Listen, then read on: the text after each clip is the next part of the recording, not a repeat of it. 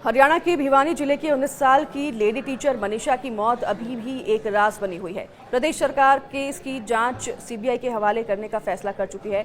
सभी को उम्मीद है कि सीबीआई जांच में मौत का सच सामने आएगा। पुलिस इसे सुसाइड बता चुकी है, तो सीएम नायब सिंह सैनी से लेकर बीजेपी के नेताओं के लगातार बयान सामने आने शुरू हो गए हैं। मनीषा की मौत को लेकर अब लगातार अलग अलग बयान सामने आ रहे हैं। ऐसे में सवाल उठ रहे हैं कि क्या सरकार को मनीषा की मौत का राज पता है। विधानसभा के मॉनसून सत्र में कांग्रेस इस मामले पर हंगामा कर चुकी है, तो लगातार हो रही राजनीति से परेशान होकर मनीषा के पिता संजय भी वीडियो जारी कर राजनीति न करने की अपील कर चुके हैं। इसी बीच दिल्ली एम्स में हुए पोस्टमार्टम के बाद फॉरेंसिक जांच के लिए सैंपल भिवानी पुलिस को मिल चुके हैं। ये सैंपल सीबीआई को सौंपे जाएंगे। एम्स में मनीषा के शव का तीसरी बार पोस्टमार्टम हुआ था। पहली बार भिवानी अस्पताल और दूसरी बार रोहतक पीजीआई में पोस्टमार्टम करवाया गया। अब जानिए कि मनीषा की मौत को लेकर नेता क्या बयान दे रहे हैं, जिनसे कि रहस्य और भी बढ़ गया है। पानीपत में मुख्यमंत्री ने भी अपना बयान दर्ज करवाया। उन्होंने कहा कि कई बार पारिवारिक विषय भी होते हैं, जिसके चलते ऐसे कदम उठाए जाते हैं। मुख्यमंत्री नायब सिंह सैनी ने कहा कि विपक्ष के पास कोई भी मुद्दा नहीं है और हमने कहा है कि मनीषा हमारी बिटिया थी, हमारी गुड़िया थी और उस पर राजनीति नहीं होनी चाहिए। हम चर्चा के लिए तैयार हैं, हर बात का जवाब सरकार देगी। मुख्यमंत्री ने यह भी कहा कि कई बार पारिवारिक विषय भी इस प्रकार के होते हैं। मेडिकल रिपोर्ट में भी ये आया है कि मनीषा ने दुकान से दवाई ली है। तो शनिवार को सिरसा में मुख्यमंत्री ने कहा था कि पुलिस पर कार्रवाई इसलिए भी की जा रही है क्योंकि मनीषा के पिता ने कहा कि डायल 112 पर तैनात कर्मियों ने अपशब्द कहे। फिर वह एप्लीकेशन लेकर थाने में गए तो वहां भी पुलिस ने उनके साथ ठीक व्यवहार नहीं किया। तो करनाल में मनोहर लाल का भी बयान सामने आया, जिन्होंने कहा कि झगड़ा और कल्प्रिट जब निकलेगा तो लोकल ही निकलेगा। केंद्रीय मंत्री एवं पूर्व सीएम रहे मनोहर लाल खट्टर ने शनिवार को करनाल में कहा कि मनीषा की मौत विषय पर हरियाणा सरकार बहुत गंभीर है और सभी बातों को लेकर ट्रैक पर चीजें चल रही हैं। परिवार की संतुष्टि के लिए पोस्टमार्टम पहले हुआ था और फिर दोबारा करवाया गया।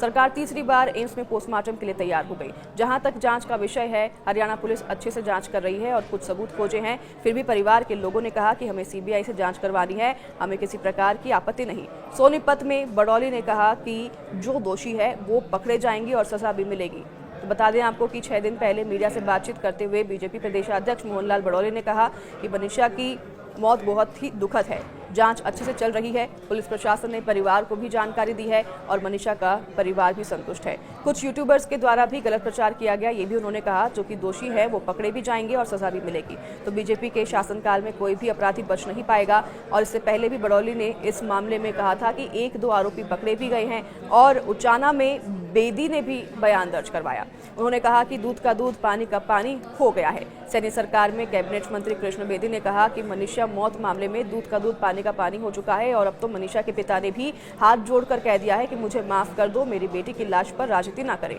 तो परिवार ने जो मांग की सरकार ने मान ली है। कांग्रेस अपना घर कान भूल गई है, उन्होंने ये अपने बयान में कहा। कांग्रेस राज में मिर्चपुर व गोहाना कांड हुए, अपने कार्यकाल में तो वो एफआईआर भी दर्ज नहीं करते थे। लगता है कि कांग्रेस को ये सब कुछ दोबारा याद करना पड़ेगा। तो वहीं बता दें आपको कि लगातार अब सियासत शुरू हो गई है। वार पलटवार का सिलसिला भी लगातार शुरू हो गया है।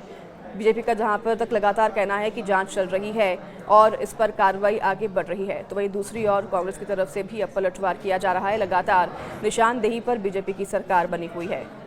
तो देखिए, मनीषा की मौत का मामला अभी भी संदिग्ध बना हुआ है। यह हत्या है या आत्महत्या, इसकी जांच अभी भी जारी है। प्राइमरी रिपोर्ट में आया है कि शरीर में जहर के कुछ अंश मिले हैं और अब वो जहर उसने खुद ही खाया या किसने खिलाया, यह जांच चल रही है। शरीर पर कुछ चोटों के भी निशान बताए जा रहे हैं और उनकी जांच भी लगातार चल रही है कि वह चोट कैसे लगी।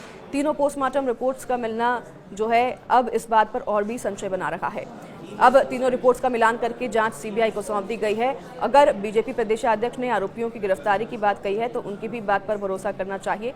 बता दें आपको कि लगातार सरकार की तरफ से कहा जा रहा है कि कार्रवाई जारी है, लेकिन कार्रवाई अब सीबीआई को सौंप दी गई है और सीबीआई कैसे कार्रवाई करती है ये भी देखने वाली बात होगी, क्योंकि मनीषा के केस में अब कई तर्क और वितर्क सामने आने लगे हैं। पोस्टमार्टम की जो रिपोर्ट है एम्स की, वो भी सीबीआई को सौंप दी गई है। 21 अगस्त को अंतिम संस्कार किया गया था। आपको बता दें 25 अगस्त को श्रद्धांजलि सभा रखी गई थी, जिसे कि अब 27 अगस्त को कर दिया गया है। तारीख 2 दिन आगे बढ़ा दी गई है और तारीख आगे करने के कारण अभी सामने फिलहाल नहीं आए हैं। 11 अगस्त को बता दें कि मनीषा लापता हुई थी, तो पति संजय ने बताया था कि उनकी बेटी मनीषा 11 अगस्त को घर से निकली थी, लेकिन दोपहर के समय में मनीषा का फोन आया। उसने कहा कि वह एडमिशन के लिए नर्सिंग कॉलेज जाएगी और इसलिए घर आने से लेट हो जाएगी। इसके बाद शाम को 6:26 पर फिर से कॉल आई, लेकिन पिता से बात नहीं हो पाई। इसलिए पिता को संदेह हुआ तो फिर उन्होंने बेटी की तलाश शुरू कर दी और फिर बेटी की तलाश के लिए वो गांव सिंघानी भी पहुंचे, जहां पर बेटी नहीं मिली तो तलाश के लिए डायल 112 पर सूचना दी।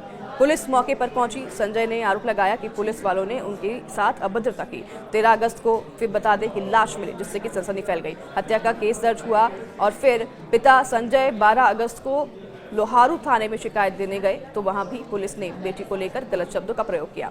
तो वहीं बता दें आपको कि अब एफआईआर भी देरी से दर्ज गई, ये भी पिता का आरोप है। तो अब इस पूरे मामले में लगातार जांच पड़ताल की जा रही है। पुलिस के भी कई अधिकारियों को सस्पेंड किया गया है और परिवार के इन आरोपों को ही सीरियसली ऐसे लिया जा रहा है। और जब रिपोर्ट्स आई है एम्स की तीसरी रिपोर्ट, वो सौंप दी गई है सीबीआई को। सीबीआई की जांच अब कहां तक जाती है, ये देखने वाली बात है।